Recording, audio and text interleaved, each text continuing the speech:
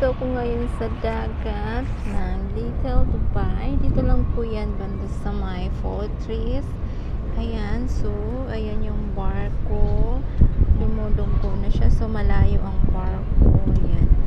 So, malayo siya. Ayan. Sa kabilang bakod po yan. Yung building na yan. Ayan. So, pagdating dito, maganda yung building. Ayan. Yung mangingisda, ayan sila, tumatawid na, kararating lang nila, ayan. So, ayan, marami silang barko dito dumudunggo, ayan, ito yung mga paligid niya.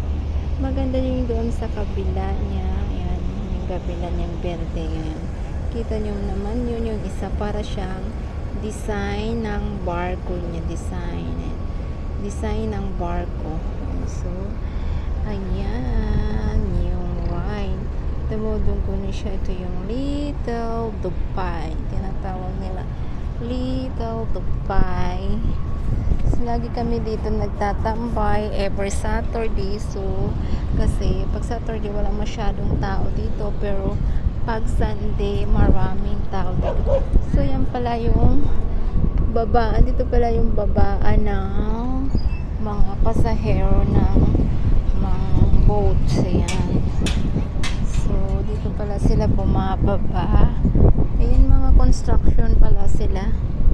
Mga construction. May sarili silang barko.